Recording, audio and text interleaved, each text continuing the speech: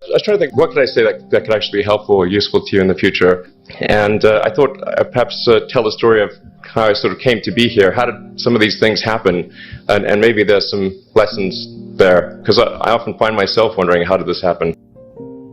So when I was young, I didn't really know what I was going to do when I got older. People kept asking me, and eventually I thought that the idea of inventing things would be really cool. And the reason I thought that was because I read a quote from Arthur C. Clarke, which said that sufficiently advanced technology is indistinguishable from magic. And that's really true. If you go back, say 300 years, the things that we take for granted today, you'd be burned at the stake for. You know, being able to fly, that's crazy. Being able to see over long distances, being able to communicate, having effectively, with the internet, a group mind of sorts, and having access to all the world's information instantly from almost anywhere on the earth. This is stuff that really would be magic, or would be considered magic in times past. In fact, I think it actually goes beyond that, because there are many things that we take for granted today that weren't even imagined in times past. They weren't even in the realm of magic. So it actually goes beyond that. So I thought, well, you know, if I can do some of those things, basically if I can advance technology, then that's like magic, and that would be really cool. And I also had sort of a slight existential crisis, because I was trying to figure out what does it all mean? Like, what's the purpose of things?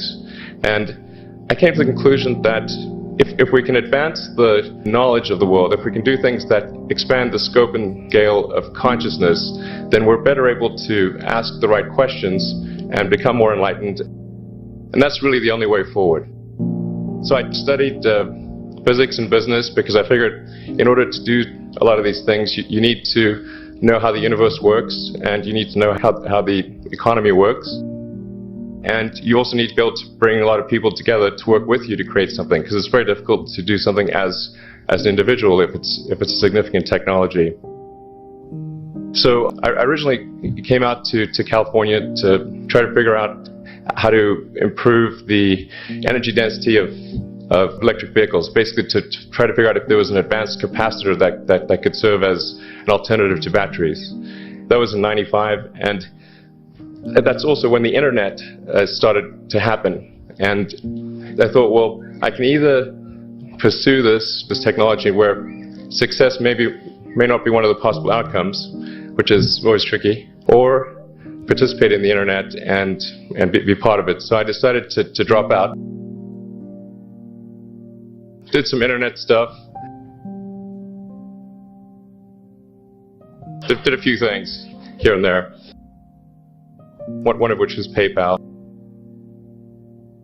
And I think maybe it's helpful to say one of the things that was important then in the creation of PayPal was kind of how it started, because the initial thought was with PayPal was to create an agglomeration of financial services, so to have one place where all of your financial services needs would be seamlessly integrated and work smoothly. And then we had like a little feature which was to do email payments.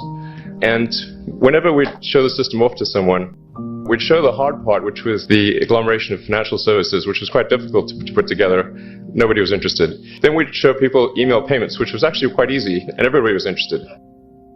So this is, I think it's important to take feedback from your environment. You know, you want to be as closed loop as possible. So we focused on email payments and really try to make that work, and that's what really got things to take off. But if we hadn't responded to what people said, then we probably would not have been successful.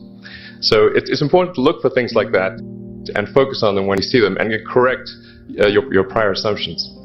And then going from PayPal, I thought, well, what are some of the other problems that are likely to most affect the future of humanity? It really wasn't from the perspective of what's the rank-ordered best way to make money, which is okay, but it was really what I think is going to most affect the future of humanity. So I think the biggest terrestrial problem we've got is sustainable energy, but the production and consumption of energy in a sustainable manner. If we don't solve that this century, we're in deep trouble. And then the other one being the extension of life beyond Earth to make life multiplanetary. So the latter is the basis for SpaceX, and the former is the basis for Tesla and Solar City. And when I started SpaceX, it actually, initially, I thought that, well, there's no way one could possibly start a rocket company. I wasn't that crazy. I thought, well, what is a way to increase NASA's budget? That was actually my initial goal. So I thought, well, if we can do a low-cost mission to Mars, something called Mars Oasis, which would land seeds in dehydrated nutrient gel, and you hydrate them upon landing, and then you'd have this great sort of money shot of green plants on a red background. The public tends to respond to precedents and superlatives, and this would be the first life on Mars, the furthest that life's ever traveled, as far as we know. And I thought, well, that would get people really excited, and therefore increase NASA's budget. So obviously, the financial outcome from such a mission would probably be zero. So anything better than that was on the upside. So I actually went to Russia 3 times to look at buying a refurbished ICBM, because that was the best deal. And I can tell you it was very weird going there in late 2001, 2002, going to the Russian rocket forces and saying, I'd like to buy 2 of your biggest rockets, but you can keep the nuke. That's a lot more. They thought I was crazy, but I did have money, so that was okay. After making several trips to Russia, I came to the conclusion that actually my initial impression was wrong, because my initial thought was, well, that there's not enough will to explore and expand beyond Earth and have a Mars base and that kind of thing. But I came to the conclusion that that was wrong. In fact, there's plenty of will, particularly in the United States, because the United States is a nation of explorers, of people who came here from other parts of the world. I think the United States is really a distillation of the spirit of human exploration. But if people think it's impossible, or it's going to completely break the federal budget, then they're not going to do it. So after my 3rd trip, I said, okay, well, what we really need to do here is try to solve the space transport problem. And started SpaceX. And this was against the advice of pretty much everyone I talked to. One friend made me sit down and watch a bunch of videos of rockets blowing up. Let me tell you, he wasn't far wrong. It was tough going there in the beginning, because I'd never built anything physical. I mean, I'd built like little model rockets as a kid and that kind of thing, but I'd never had a company that built anything physical. So I had to kind of figure out how to do all these things and bring together the right team of people. And so we did all that and then failed 3 times. It was tough going. Because the thing about a rocket is the passing grade is 100%. And you don't get to actually test the rocket in the real environment that it's going to be in. So I think the best analogy for rocket engineering is like if you want to create a really complicated bit of software, you can't run the software as an integrated whole, and you can't run it on the computer it's intended to run on. But the first time you put it all together and run it on that computer, it must run with no bugs. That's basically the essence of it. So we missed the mark there. The first launch, I was picking up bits of rocket near the launch site. It was a bit sad. But we learned with each successive flight, and were able to eventually, with the 4th flight in 2008, reach orbit.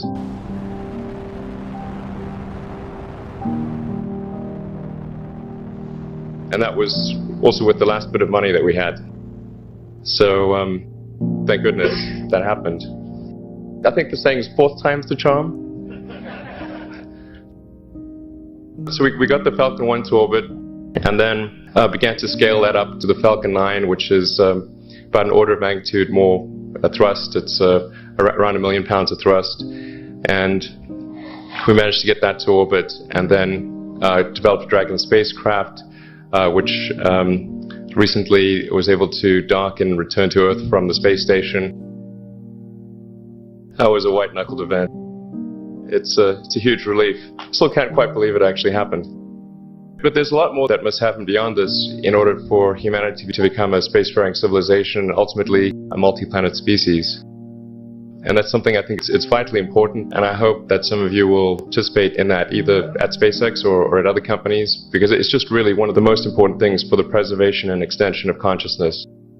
I mean, it's worth noting, as I'm sure people are aware, that the Earth has been around for 4 billion years, and civilization, at least in terms of having writing, has been around for 10,000 years, and that's being generous.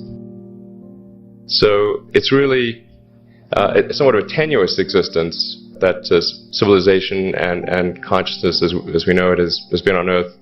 And I think I'm actually fairly optimistic about the future of Earth.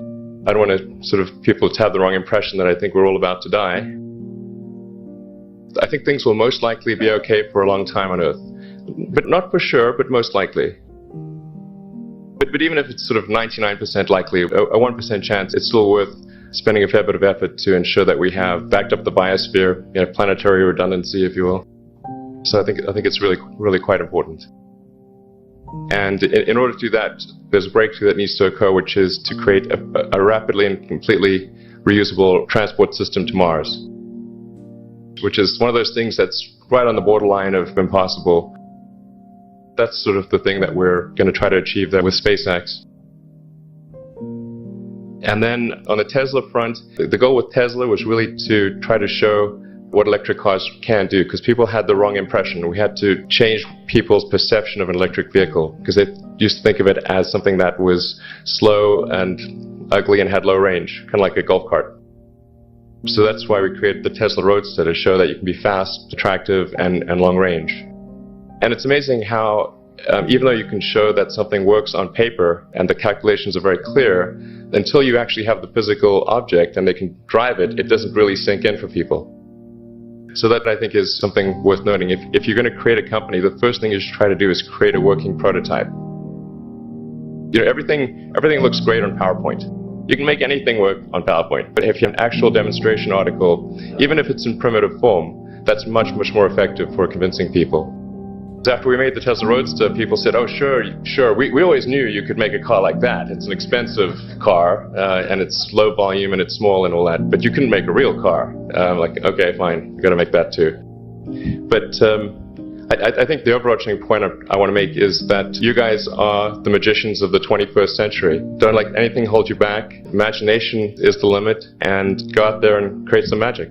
Thank you.